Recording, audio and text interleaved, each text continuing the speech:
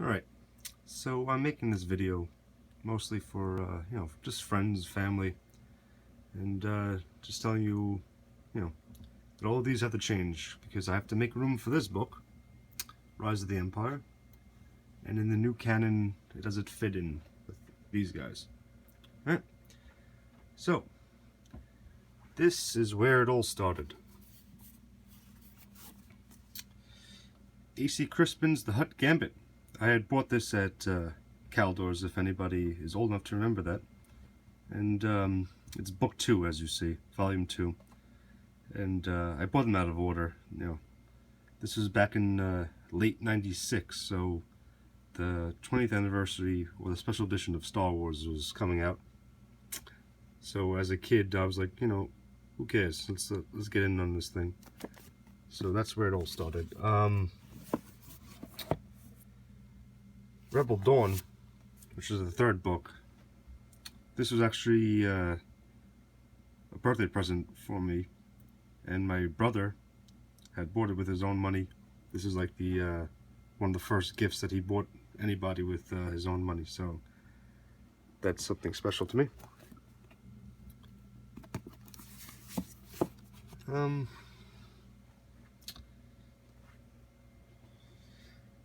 If you see the A New Hope novelization and the Tales from Jabba's Palace, those books came with the first Christmas that I got the Star Wars Special Edition VHS tapes. I got those ones, so I figured I'll watch the movies first, and then my parents figured then I could, read some more Star Wars. Now this book here, this is the book that relaunched the whole saga. Stay there, Shadow Games. So this is the book that relaunched the whole saga. Came out in 1991, Heir to the Empire. At the time, well, pretty much for 25 years, 25 years, people were talking about this as the this is episode 7. This is what many of us fans wished episode 7 was going to be. This guy right here, that's Grand Admiral Thrawn, which like still to this day the Star Wars fan community looks highly in this character. He's an Imperial alien that knew what he was doing. So that's the start of them. It came out, like I said, it came out in 1991.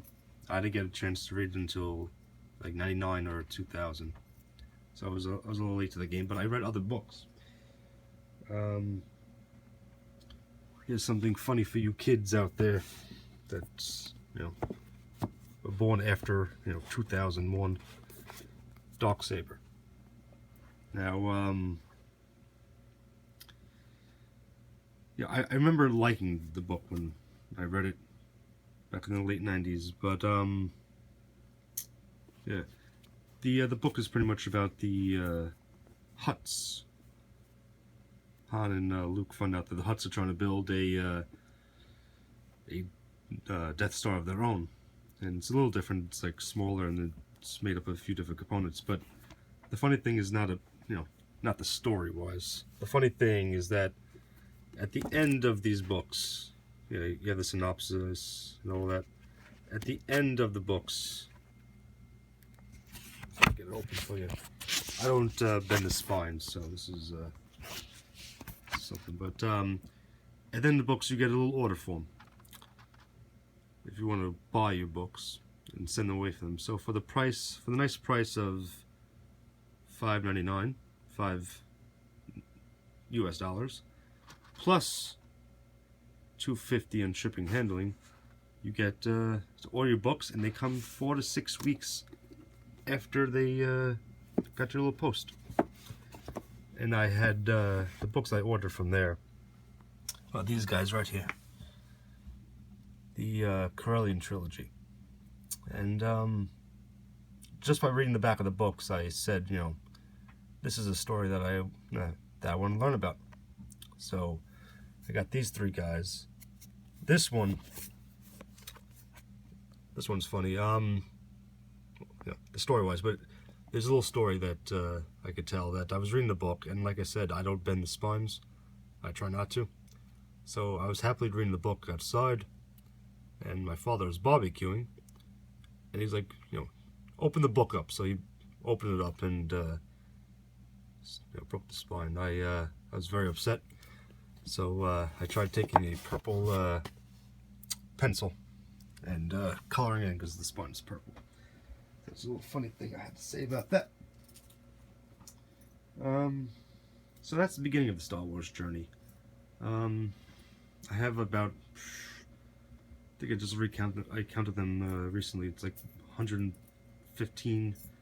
It's probably about 130 books. Not counting the new ones. So that's The Rise of the Empire has 2 of the new ones. We'll talk more about the books, but first I want to tell you why I was a little pissed off that Disney had wiped all these books from canon. Back in 2014 they made that decision. I could,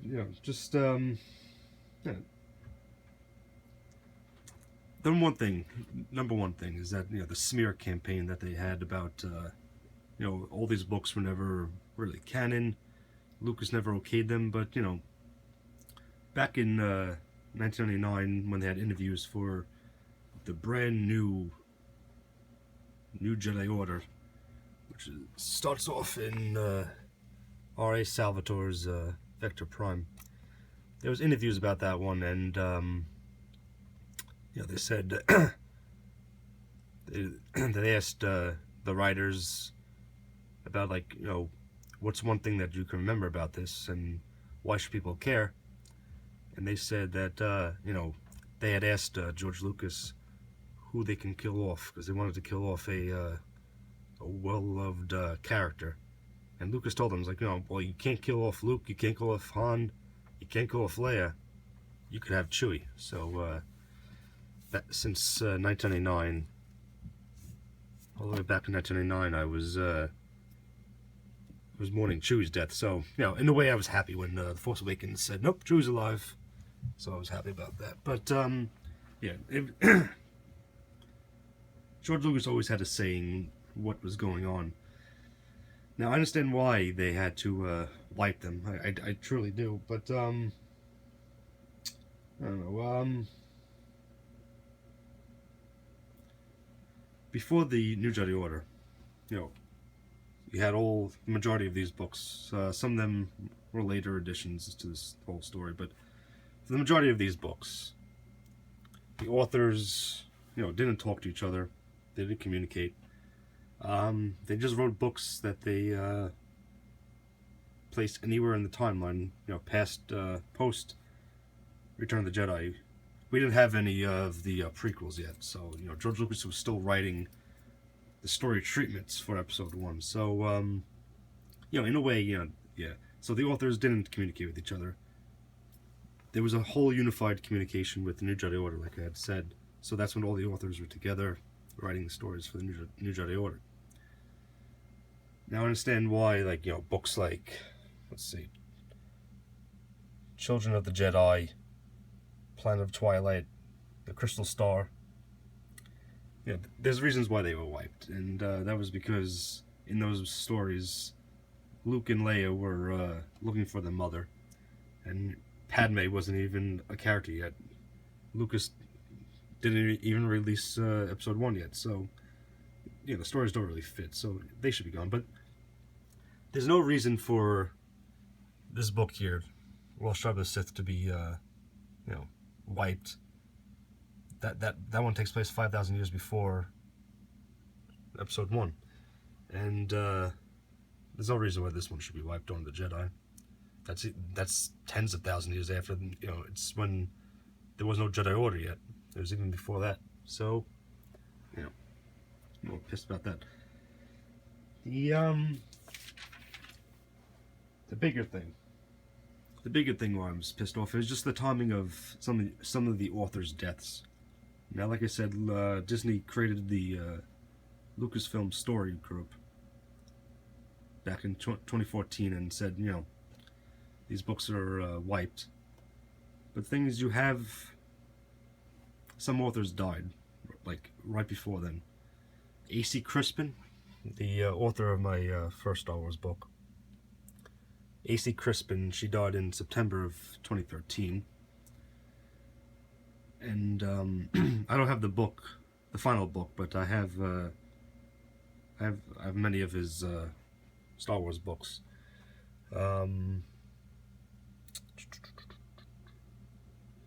We have Aaron Alston. You can't see the name from there.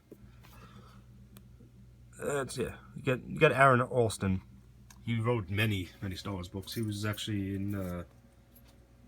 He was one of the leading authors towards the end of the Legends series. Now, he died in February of 2014, a year and a half after his final book, X-Wing Mercy Kill. And I, you know, those authors, you know, all these authors, you know, wrote these books knowing that their stories were part of the grander mythos, and you know, those two authors died, you know, thinking that, you know, like, their stories are going to be in this thing called Star Wars, which, you know, many people, young and old, can enjoy. And you know, Disney pretty much says, you know, who cares?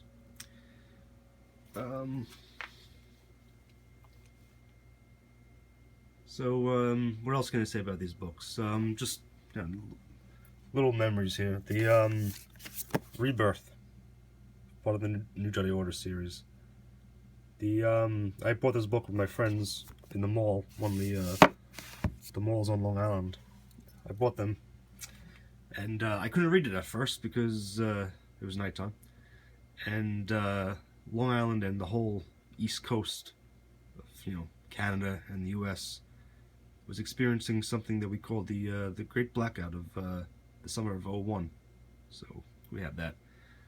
This book here, The New Rebellion. It was written. What was it written here? Probably '96.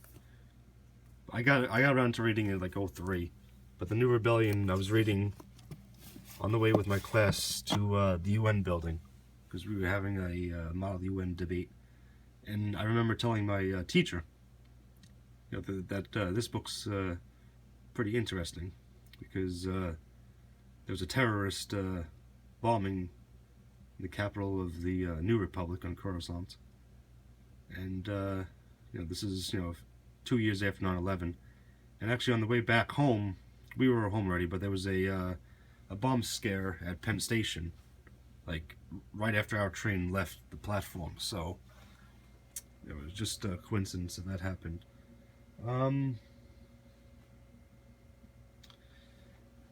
If you see here, yeah, there's not many hardcovers, because I tried not to get the hardcovers. But I do have the New Jedi Order hardcovers, and that's because I couldn't, you know, as a kid, before I was, you know, old enough to have jobs, I couldn't wait for the next stories. So then, you know, the hardcovers are usually like $20 more than the paperback, so I couldn't wait. So I had asked for the stories and the books for Christmas.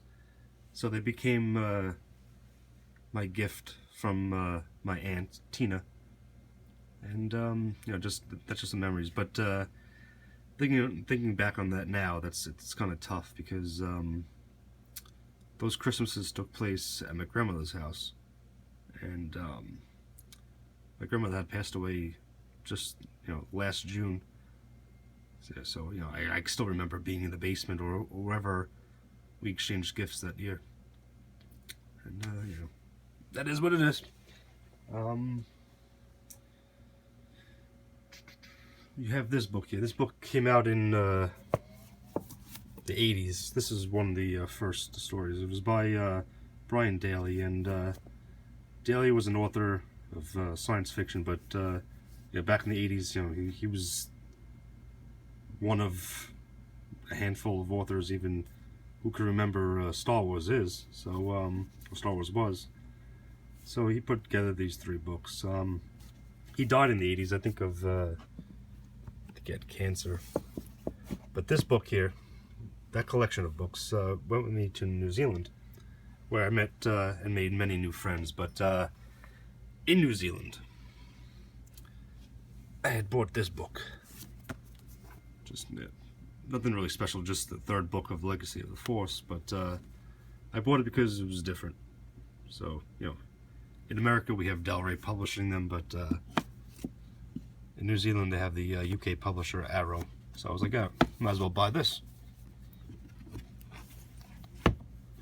And that gets me to the other fact. Friends, family, and co-workers know that I didn't particularly care for The Force Awakens. And that's, it's a few things about that, but it's mostly because, like, see where it starts with Betrayal. Betrayal is book 1 of the Legacy of the Force series. And that's a series that features, without spoilers, features Leia and Han's 2 remaining kids, Jason and Jaina, which are twins. And in the first book, Betrayal, it starts off with Jason training Ben Skywalker in the ways of the Force, and they go to Centerpoint Station, which is the main little event in the Corellian trilogy from all those years ago when I read them. And he wants to create a safe galaxy for his daughter, and the coming war is preventing him from that. So, you have Jason, who he gains power by using the loopholes of the system, and he gains power in the government using all those loopholes. So that's what I liked about the prequels, is that you learned about how the Republic works.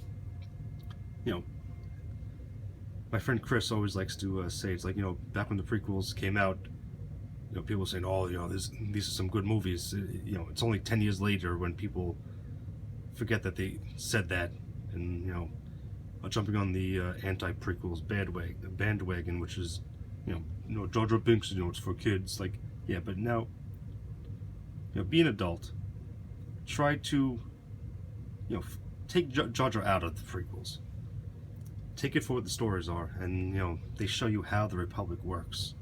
And I am a certified social studies teacher, so I could be biased with that, but I enjoy, learning how the government works and how all these things took power. So in the prequels we learned that the Republic has no, really no military to speak of. They don't have their own military, but things, corporations, like the Trade Federation, have Senate seats, and we learn how all that works through this book here, The Cloak of Deception. This book came out, I think, around 2000 or 2001, and takes place a few years before the Phantom Menace, and it details of how the Trade Federation even was able to have weapons on their ships, how they have the ability to represent, Republic worlds in the Senate. And just one thing I did pick up, at one time in the past I found a mistake version that had the Star Wars written in the purple under. See, so the gold was not printed on, which I didn't pick up at the time. I was like, something I'll remember, and that's about it. But so a little mistake that I did pick up was in Cross Current, and I kept it. I was gonna bring it back and get a new copy, but I was like, you know what? Now it's funny to have. As you can see, I made some indentations, but it goes from page 210. Why won't you focus? Believe me, it says 210, and then it says 83. So I'm missing a few chapters in there because I decided to keep it a mistake. But when will you ever see that again?